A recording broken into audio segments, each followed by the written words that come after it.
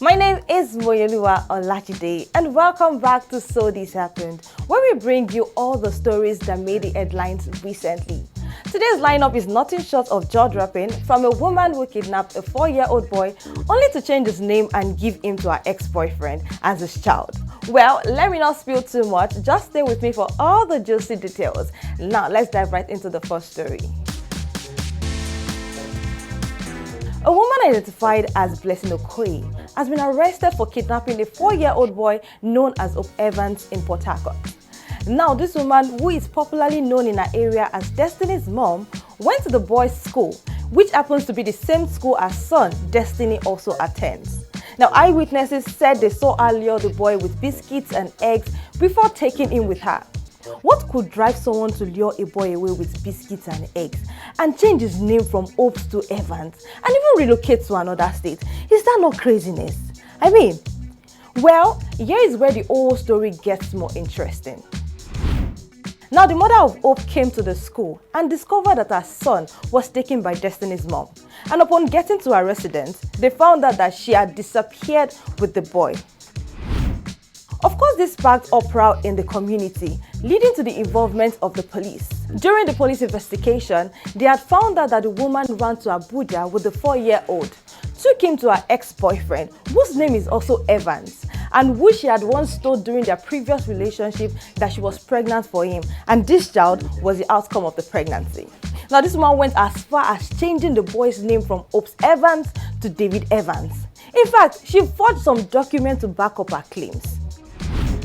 Unfortunately for her, on 29 November 2024, at approximately 8 p.m., the suspect was arrested and the 4-year-old Hope Evans was rescued after over 2 months in captivity. Now, during questioning, Blessing initially claimed to be Hope's biological mother, referring to him as David Evans. However, her claims were inconsistent with the information provided by the boy's actual mother, who confirmed her son's identity and presented recent photographs as evidence. The woman later admitted to changing the boy's name to David and revealed that she had deceived her former lover, Evans, into believing that he was the father of this child. Now, in another twist, the suspect was found with another young boy, whom she claimed was her son, stating that his father had died. Now, I want to guess that this is Destiny, because how do we even know if this one is not also one of the children that she has taken away from their parents? Anyways, Hope's mother, Lydia, arrived Abuja on 6 December 2024, where she was joyfully reunited with her son in the office of the Commissioner of Police. The layers of this story could make you want to wonder, what is her endgame? Did she plan to raise this child on her own forever, or was there another motive behind all of this? And what about the second boy found in her custody? Was he truly her son? And again, this case has sparked a lot of conversation about school security and the trust we place in childcare institutions. Please, schools should be extra careful of how random strangers have access to other people's children. I beg.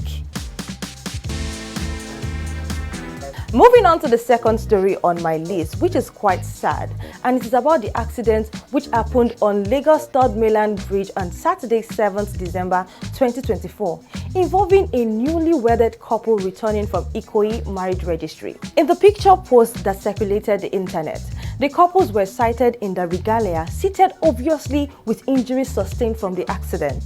When I saw this, it sent instant chills down my bones.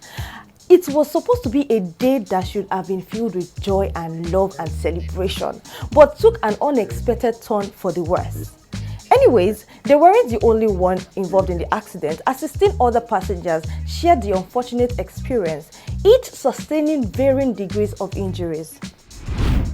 The accident occurred due to the overspeeding of the commercial LT bus, which suddenly lost control due to brake failure. In its path was a mini truck moving cautiously because of mechanical difficulties. The collision was obviously inevitable and the result was chaos. Fractured limbs, trapped victims, and a scene that left everyone shaking. Emergency responders, including LASMA, LASEMA, LASAMBOS, and the police rushed to the scene. Their swift action saved lives. Passengers, some critically injured, were transported to the Lagos State Trauma and Emergency Center for immediate medical attention. Among the injured, 2 were trapped in the wreckage and had to be extricated before being rushed to Bagada General Hospital for specialized care. Thankfully, no fatalities were recorded, and let's hope that the injured passengers, especially the newlyweds, recover quickly and get back to celebrating their union. Finally, Nigeria has joined forces with Chad, Niger, and other neighboring countries to combat the growing threat posed by the Lakarawa terrorist group, a militant sect linked to criminal activities in the Sahel region. This joint military operation aims to prevent the group's infiltration into border communities and bring stability to the affected areas. The Lakarawa group, which originated in Mali, has been a growing concern since the first attack on November 4, 2023 in Sokoto State. With camps established in Sokoto and Bauchi states, they launched violent raids, including the recent assault in Kebbi State, where 17 residents were killed and cattle were stolen. Their activities extended beyond Nigeria, exploiting weak borders with Niger and Chad for refuge and recruitment. Reports reveal that the group operates with a mix of Hausa, Fulfulde, and Arabic languages, using religious preaching and material incentives to lure followers. Their leader, Ahmadu Kufa, and his associates have roots in the ancient Kebbi Empire, but their recent resurgence has been fueled by the political instability in neighboring Niger. To counter the menace, Nigeria's Director of Defense Media Operations, Major General Edward Buba, confirmed that joint patrols with neighboring countries have begun, focusing on closing security gaps along porous borders. The Nigerian Army has also set up a temporary camp in affected areas, such as Sokoto and Kebbi, to maintain peace and secure these communities. Despite these efforts, the challenges persist. In a recent explosion in Zamfara State, linked to fleeing Lakarawa members, killed 1 person and injured 3 others. The terrorists continue to exploit Nigeria's weak border control, necessitating the deployment of more military personnel to contain their activities. The Nigerian Army has vowed to maintain control over previously Lakarawa-occupied territories and to ensure safety in affected states.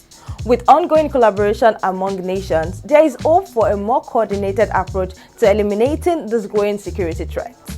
And that wraps up our stories for today. From terrifying incidents to heroic efforts, this narrative reminds us of the importance of vigilance, resilience, and collaboration. Until next time, stay safe and informed. My name is Moyoluwa Olajide, and do well to give this video a like, follow Punch newspaper on all social media platforms, and I will see you in the next video.